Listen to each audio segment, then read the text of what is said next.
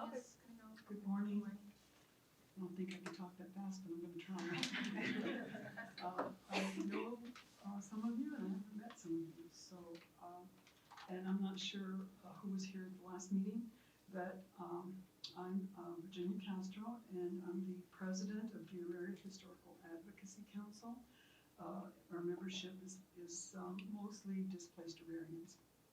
So, in public comment at your December meeting, we reported to you that we were reaching a tipping point with AHEC and not in a positive way.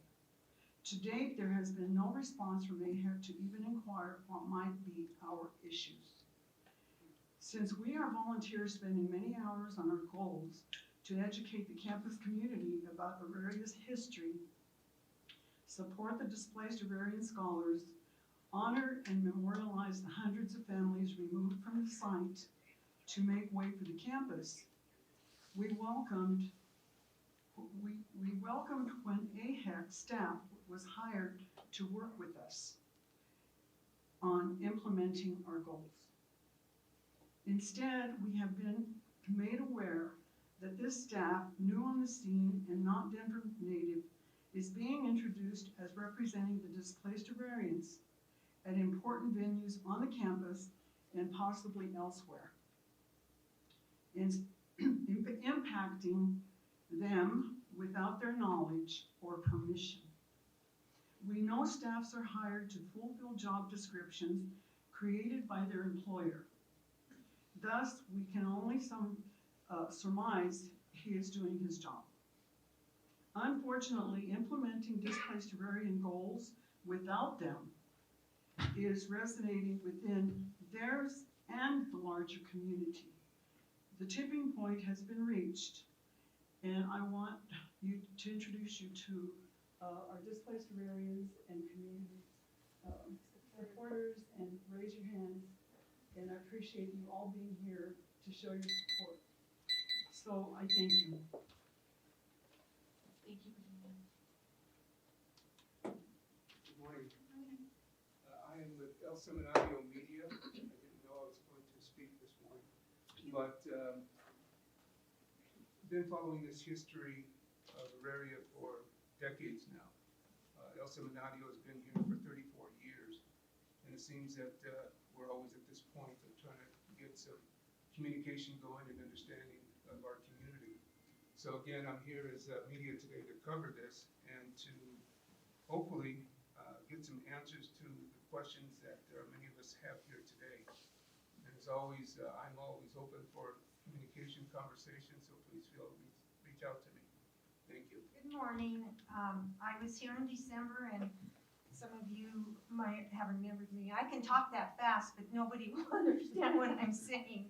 So what I'd like to do is follow up with what Virginia's saying and give some history. I am a displaced Aurarian from 1033 9th Street. As many of you know, I've been on this campus for a while, involved in different aspects. Denver's history of urban renewal and the use of eminent domain to displace the Auraria neighborhood has not been documented from the perspective of those who sacrificed their homes. The book, authored by Colorado's first Commissioner of Education, Frank C. Abbott, was published in 1999, 26 years after the last displaced Aurarian left. It documents the rationale designating the Auraria site the primary space for the Auraria campus. I want to tell you how he described my neighborhood. He states, for those who did not know the site before 1973, the metamorphosis is moving evidence of humankind's ability to create beauty out of disintegration and decay. Abbott never mentions the human cost of the forced displacement or recognizes the generational trauma affecting the 300 families, including mine, that called the neighborhood home. We consider St. Cajetan's and 9th Street a sacred space, and it represents our collective history. We deserve greater oversight of the land use decisions pertaining to that space. Our demands include the following. The Auraria Board of Directors will establish a separate volunteer community board made up of 3 to 5 members, all displaced Aurarians and/or their descendants, with the oversight and decision-making authority over land use matters relating to the following aspects of the Auraria campus. Good morning. Buenos dias. I'm Nita Gonzalez, a native of Denver, an activist who also marched in 1970s against Auraria campus here and the displacement of our community. Good to see some of you that I do know, hoping that you will make the right decisions in this effort. I stand before this board to endorse the Aurarian Historical Advocacy Council and the demands. The unsettling parallel between 2024 and 1970, where decisions were made without representation for our community and our displaced Aurarians, is distressing that we're here at this point again. I urge you to postpone the decision of April 3rd, support the demands of the council, and really truly engage in community engagement. I represent Servicios de la Raza, the largest Latino organization nonprofit across the state, and we will not stand for this. And I look at you, and I know what you stand for. Please, I tell you, it's important that you walk your talk and stop this process and do true community engagement that has community involved.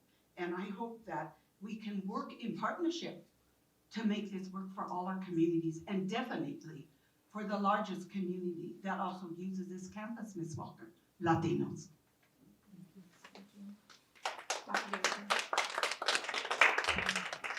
I echo my colleagues' sentiments. Thank you so much, Michelle. I really appreciate it, and Marie and Colleen, the leaders of this campus, all 3 institutions plus Auraria.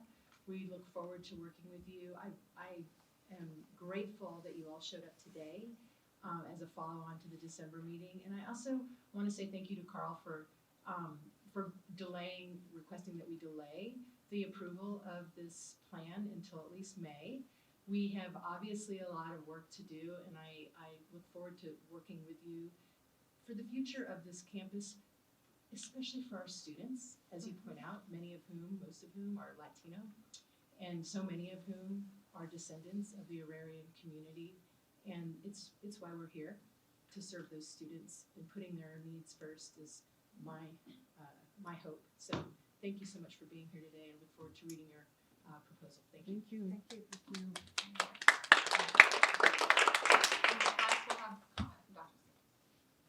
Thank you.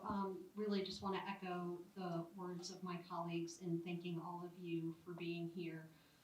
While not a Denver native, a proud Latina, so I do identify with your want and need to preserve the history of Auraria. I am also incredibly passionate about making sure that we can't turn back necessarily the past, right? And you gave up so much for Auraria to be this center of hope for people in the Denver community, in Colorado, where they could seamlessly engage in education from non-credit through doctoral degrees.